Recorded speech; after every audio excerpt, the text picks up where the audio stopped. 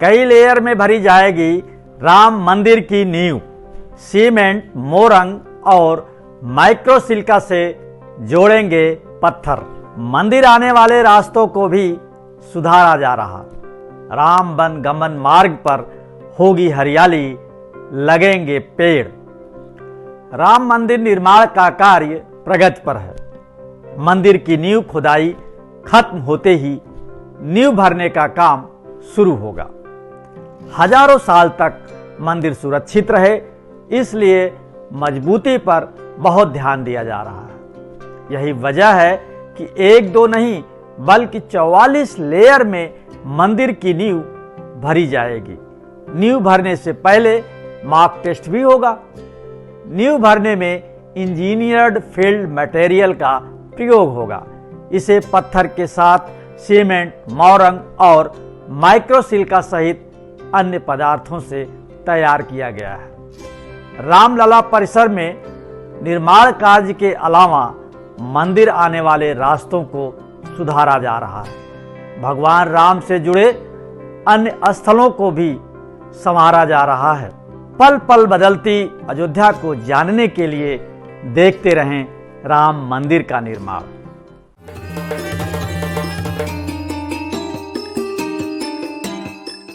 नींव खोदाई का 2/3 काम पूरा। भारी भरकम मशीनों, जेसीबी और दर्जनों मजदूरों की मदद से राम मंदिर की नींव की खोदाई का काम जारी है। 15 मीटर गहरी नींव खोदाई का अब तक 2/3 काम हो चुका है। इंजीनियरों का आकलन है इस माह के अंत तक यह कार्य खत्म हो जाएगा। फिर 1 अप्रैल से नींव की भराई का काम शुरू होगा। नींव की खोदाई और फिर नींव की भराई में कहीं कोई कमी न रह जाए, इसलिए हर निर्माण कार्य का ब्लूप्रिंट बना है। नींव भराई से पहले नींव भरने का मॉक टेस्ट किया जाएगा। यह टेस्ट राम मंदिर के गर्भगृह के समीप होगा। पूरी नींव के बजाय पहले कुछ निर्धारित क्षेत्र में ही नींव भरी जाएगी। इसकी मजबूती परखने के बाद आगे का काम होगा। पारंपरिक शैली में होगा नींव निर्माण। श्री राम जन्मभूमि तीर्थ क्षेत्र ट्रस्ट मंदिर निर्माण में पूरी सतर्कता बरत रहा है। हर छोटी छोटी चीज पर बारीकी से नजर रखी जा रही है। नामी गिरामी विशेषज्ञों की टीम हर मटेरियल की टेस्टिंग कर रही है। कई स्तर की टेस्टिंग के बाद तय हुआ है कि नींव में इंजीनियर्ड फील्ड मटेरियल का प्रयोग होगा। इसे पत्थर के साथ सीमेंट, मोरंग व माइक्रोसिलिका सहित अन्य पदार्थों से तैयार किया गया है। एक एक लेयर भरकर नींव को जमीन की सतह तक लाया जाएगा। इस तरह की कुल 44 लेयर तैयार होंगी। इसके बाद ऊपरी हिस्से का काम शुरू होगा। नींव की निर्माण पारंपरिक शैली में होगा। नींव भराई से पहले फिर आंकी जाएगी लोड की क्षमता। नींव की डिजाइन के अनुरूप ही खुदाई हो रही है। नींव भरने से पहले एक बार फिर मिट्टी के लोड की क्षमता आंकी जाएगी। नींव की खुदाई से पहले भी L&T और टाटा इंजीनियर्स के अलावा कंसल्टेंट की टीम ने मिट्टी की मजबूती का आकलन किया था। इसी आधार पर ही नींव की गहराई तय हुई थी। विशेषज्ञों की टीम एक बार फिर से परिसर पहुंचकर पिलर्स के सहारे क्षैतिज और ऊर्ध्वाधर लोड की क्षमता जांचेगी। यह काम नींव की निचली सतह पर ही होगा। माना जा रहा है कि बारिश से पहले नींव भर ली जाएगी। मंदिर निर्माण के साथ ही अयोध्या और आसपास के इलाके में कई तरह के विकास कार्य किए जा रहे हैं। रामलला परिसर तक पहुंचने के लिए हर दिशा से सड़क मार्ग प्रस्तावित है। इसके साथ ही रोप वे से भी मंदिर तक पहुंचने की व्यवस्था होगी। रामलला के दर्शन के बाद श्रद्धालु 84 कोसी परिक्रमा करने जाते हैं। राम वनगमन मार्ग को भी देखने की इच्छा तमाम भक्तों की होगी। इसलिए इन सभी स्थलों को भी नए सिरे से सजाया और संवारा जा रहा है। अयोध्या को इस तरह से बनाया जा रहा है कि जब कोई रामनगरी आए तो संस्कार लेकर जाए।